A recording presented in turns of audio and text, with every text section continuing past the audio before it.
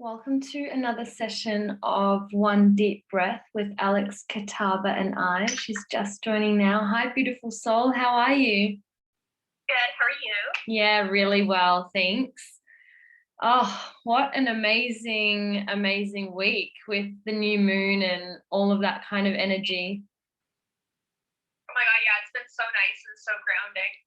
Totally. You look like you've gone out. You look stunning. Oh, thank you. Yeah, the sun's finally out up here. And Yay! we're finally like in the 20 degrees, so it's like basically summer up in Canada. Yes. Amazing. Yeah, so with what you were saying with what you were saying just there about the grounding energy of the new moon, I felt like this real intense energy beforehand, and then like felt that almost like a caffeine crash in a way, where it felt like there was this huge dip of energy of like just wanting to, like, feeling torn between wanting to really hustle and do stuff, but then the body and the mind going like just rest and like go inward. So yeah, I'd love to hear what your experience has been over the week. I can relate to that a lot. Part of me is like, I want to get a lot of stuff done, and I was very busy leading up to the new moon. But I noticed over the last couple of days, I have been taking more and more time to rest, and I try not to beat myself up over that. I try to make a conscious effort not to do that. Doesn't always happen, but it's definitely felt a lot more balanced over the last couple of days, which is nice. Amazing. Why don't we speak this morning about this concept of pause and rest and like observing expansion and contraction within our own body? Sure, that sounds great. Awesome. So in terms of pause and rest for you, is that something that you find easy to find, like, do you find yourself easily able to embrace this concept, or is it more you have to tell yourself to do this more than you just practicing rest or pause? If I'm trying to rest intentionally, it's definitely something that requires mental effort, versus like spending a couple too many hours on Netflix kind of thing. So if I want to rest in a way where it's really giving back to myself, I have to make an intention. I have to make it like an intentional part of my day. Yeah. What are you watching on Netflix at the moment? What's the hot goss? So I'm rewatching Pretty Little Liars. How good is it just cozying up on the couch and like having a cup of tea, and it's like, okay, I'm never leaving here, but also there's so many things to do. Literally, it's an ongoing struggle. Oh, amazing. But if we stay on track with that, what you were saying about it, it really does have to become a conscious effort for you to intentionally relax. Is it something common to you to really notice where you're feeling either contracted or expansive in your physical body or your mental body, all of that kind of stuff? Because, you know, when we talk about like stress, it's like I think of that as such a contractive force within the body, but then the actual release is like that expansion of like, oh, like I can actually lay here and just be. So I find that for me personally, it's way easier to notice that like expansion and release versus the like stress or contraction. And I think part of that is because, at least for me personally, I've spent so much of my life in a constant state of like being in stress and being in that state of like tension and contraction, that it's almost to the point where it's like my normal go-to. So when I'm like able to take a step back and take a deep breath, and I noticed like that I am consistent with my more mindful and meditative practices, that overall my day-to-day flow does seem more expansive. I have more mental space, capacity to handle things that come my way. Physically, I'm just automatically more relaxed. And I notice that when I'm not consistent in those habits, that I might not necessarily like feel that, but I can't always put my finger on what's specifically causing it, if that makes sense. but at the same time, once I go back into my like regular self-care practices, at least mine aren't super complicated. I notice a difference, like honestly, within a couple of days. What does pause and rest look like for you? Because I know for a lot of people, they can struggle to actually slow down, and some people kind of, I guess, sleep would be the only real time where they're slowing down almost to a standstill if they can sleep, if they're not suffering from insomnia. So, like, where do you schedule rest and pause into your practice, and where do you schedule that into your daily routine? So for me, rest and pause usually comes in the form of meditation. So if I'm really on top of things, I will try to do at least 5 minutes in the morning. And being someone who did previously struggle with insomnia, I try to meditate every day before bed, and usually that comes in the form of a Yoga Nidra. And for anyone watching live or catching the replay, Yoga Nidra is basically like I kind of like to equate it to a body scan meditation where it just like gets really deep into your physical sensation and being and just helps you completely relax physically and mentally to make it easier to fall asleep and stay asleep longer. Yeah. So that like a 20-minute guided one on insight timer, I 9 times out of 10 will try to do even on days where I am really like I've got a lot going on or I've been kind of all over the place. Other than that, I love being outside and getting out in nature. So even though I'm not like resting in a sense, I find like pause and ease when I'm like out for a hike, either like with my dog or like with a friend even, and just like being out, getting the sunshine, getting that vitamin D in. I love that, girl. And because nature reflects rest naturally, but also it's thriving. So it's like just being around its qualities is like, oh, it's like literally a breath of fresh air can be all we need sometimes. And particularly with being, I guess, cooped up in the house for many of us. And that might have been pre-COVID before for many people. It's stepping outside and it's going, oh, like, how can I show up in this moment, or how can I actually take a breath here? And I know that I think I brought it up on one of the other lives. It's like probably why smokers like to step outside to have that as their piece of equipment, but it's actually just a form of them trying to get a deep breath. And you know, we can do that without a cigarette. We can go out by a tree or just for a walk outside just to pick up the mail or whatever it is. But I also love that you included Yoga Nidra in there, because for people, yeah, like you said, who don't know what it is, it has been referred to as enlightened sleep or yogic sleep before, but it's not actually about sleeping in the practice. So what Alex alluded to there was doing her practice before bed. So her body's actually able to enter a state of the parasympathetic rhythm so that she can enter into a deep sleep afterwards. And it's such a beautiful way to reset your nervous system and just, I guess, process everything that's happened in a day. Because how often do we get to the end of the day and it's like, oh, bed, next day, keeping on going, and it's all of these little accumulations of things that that slowly build up over time. And at the time, it didn't seem like a problem, and it might not have been. But yeah. Yeah, and it's because your body just stores so much information in it that you pick up through the senses and stuff, and a lot of like 95% of it you probably aren't even consciously processing. So yeah. What I love about a yoga practice, like towards the end of the day, is it really, especially on days where I find I'm a little bit more restless or tossing and turning, I might like double up on one if I like really can't or I'm struggling to fall asleep, and it just like helps like let go of all that extra like crud and baggage and allows you to like kind of move into that sleep state so that you can get good quality rest, because rest is something that is so important. And a lot of people I know, or at least knew in like university, they would like glorify, oh, I stayed up all night like going to this party or writing this paper or working on this. It's just like sure, as a one-off maybe like every now and then, fine, but on a regular basis you need sleep. We're human, we're not robots. And Right. being able to take that time to rest is something that's so important, and it catches up with you a lot quicker than you wow, I can't talk. It catches up with you quicker than you realize it does, which is why when people do get burnt out, like an overwhelming sense of exhaustion, like is generally one of the first things that you'll notice. Have you read Why We Sleep by Matthew Walker?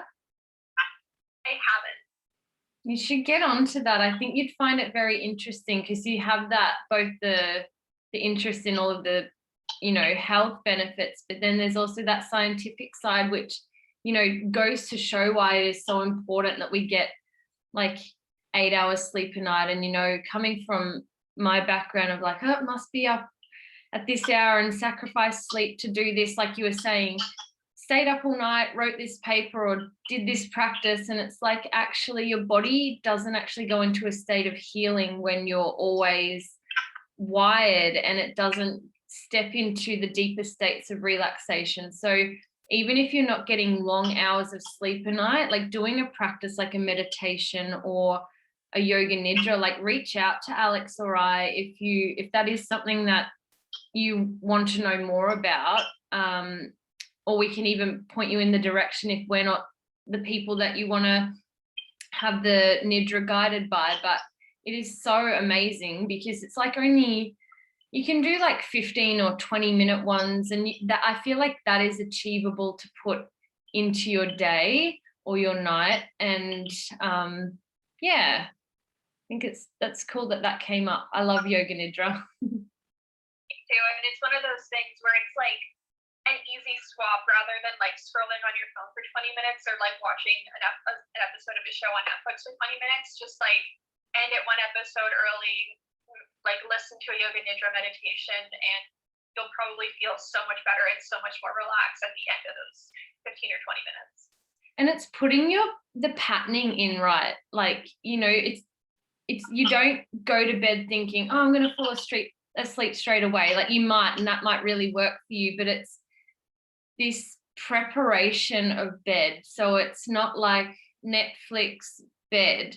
I mean, I love Netflix and I love watching docos and series and stuff, but if we're setting our bodies and our lives up for success, we're trying to create these healthier habits. So it's like, yeah, put the time away, maybe watch some Netflix with dinner or whatever it is you do. But then after that, really trying to wind down on the tech or putting your meditation on or your yoga nidra on before you actually decide to go to sleep. Because if we're always wired and then we jump into bed, we're going to be like, oh, I've got ideas, I've got this. And then next thing you're hungry again and you're out of bed. And I'm sure we've both been there, Alex. And Definitely been there.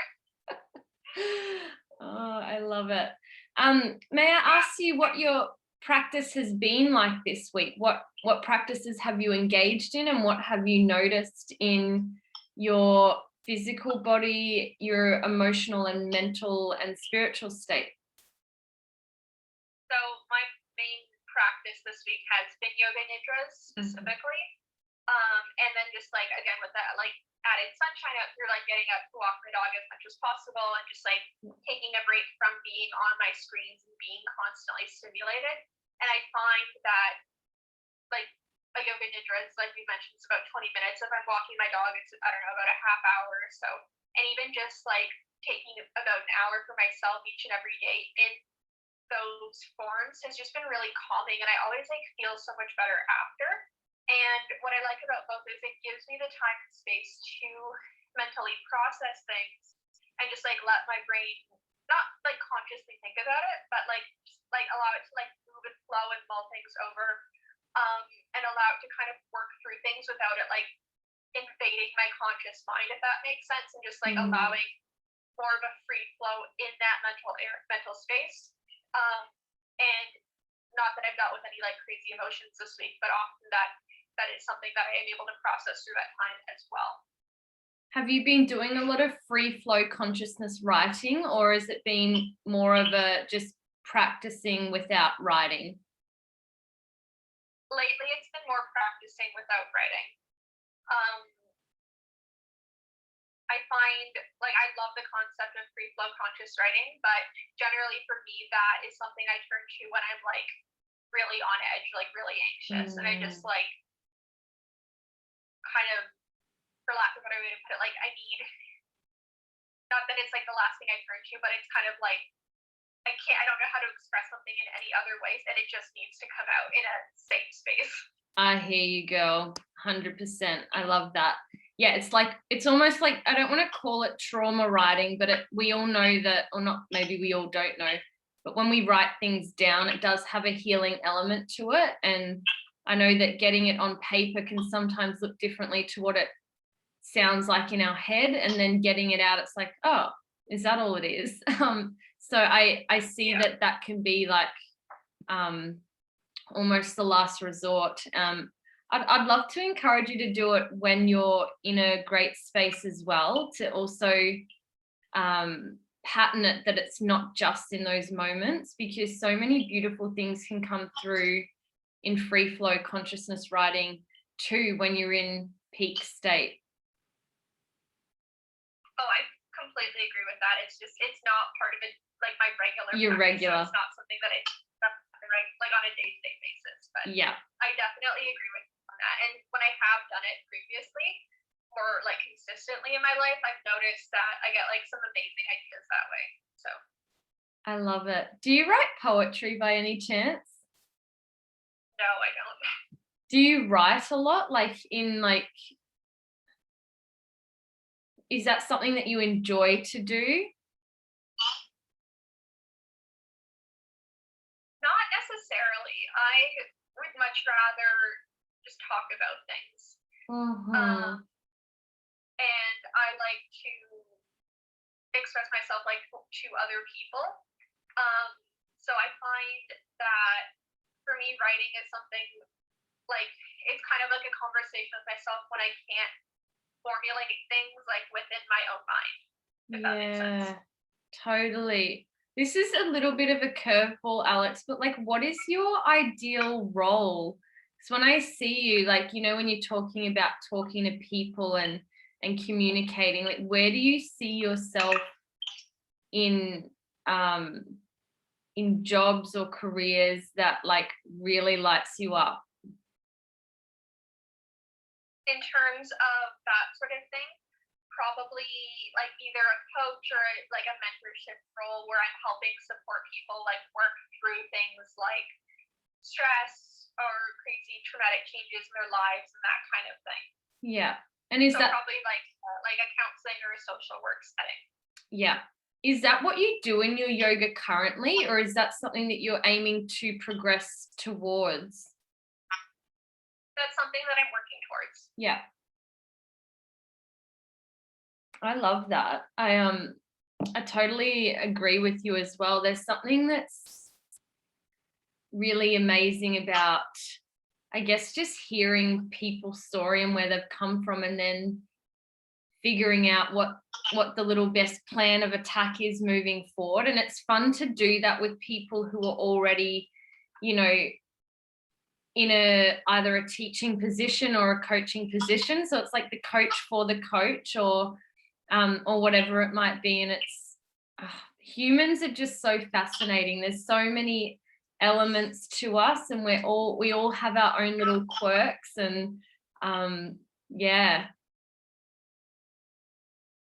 Oh my god, yeah, it's so interesting. And I love like obviously like yoga and mindfulness and stuff, but my degree was in psychology, so I love like intertwining the two and like creating practices that are actually like more lifestyle changes to help people like maintain differences and maintain more calm in their everyday life moving forward, as opposed to just like having coping skills like if a one-off event comes up, if that makes sense. Definitely.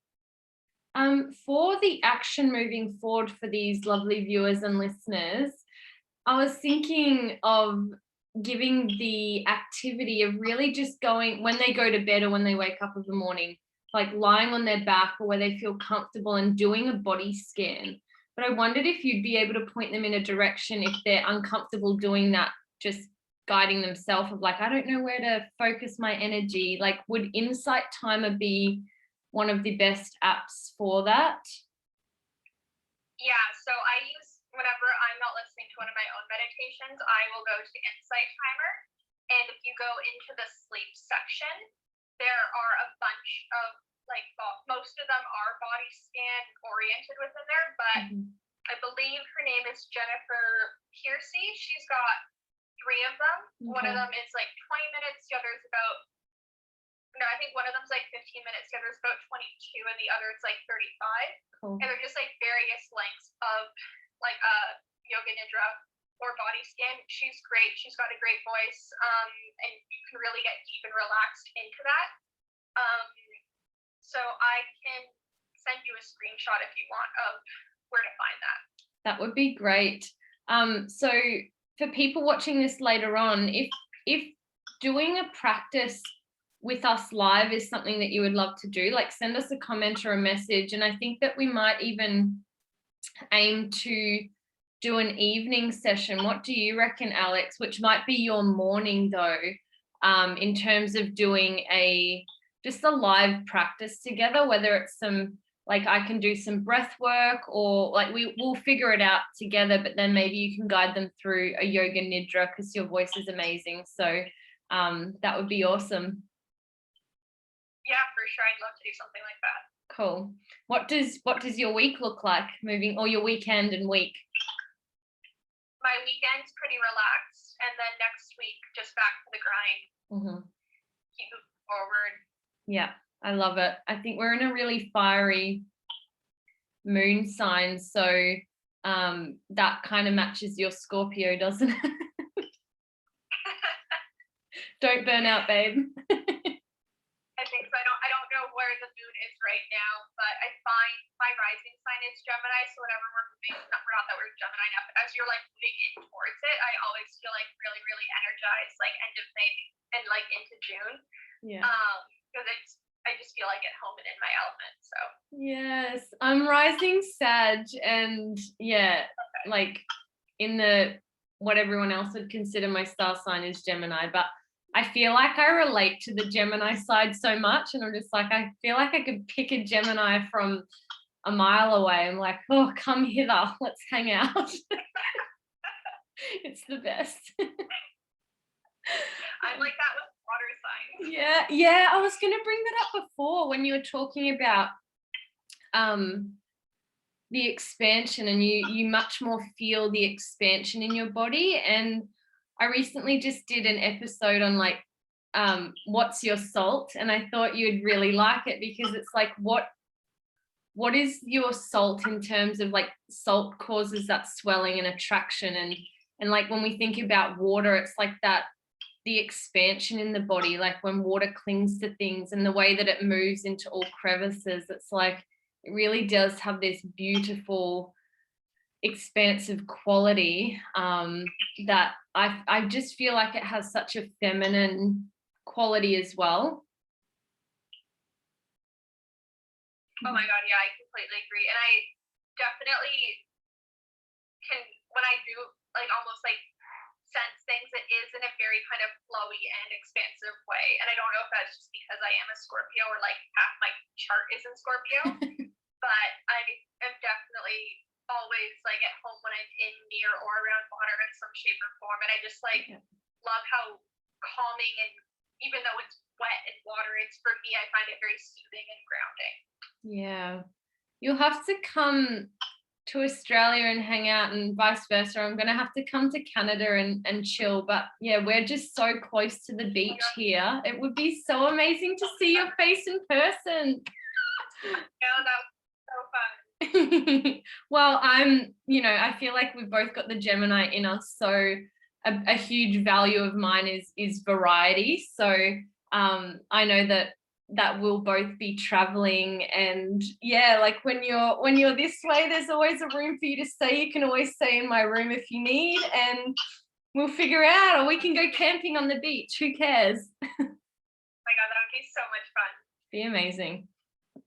All right, so for the final message, we got a little bit distracted, but essentially this week your homework is, until we see you next Friday, is to notice the pause and notice like the rest in your day, if there is rest. And so identifying that in terms of feeling expansion and contraction in your body. And like Alex said, she notices more the expansive side. For you, you might be more aware of like tension in your neck or your face or your jaw, or even in other parts of your body. So simple observation, write it down, send us a message, write a comment, whatever it is to keep yourself accountable. And we shall check in with you next Friday, unless Alex has anything else that she wants to add.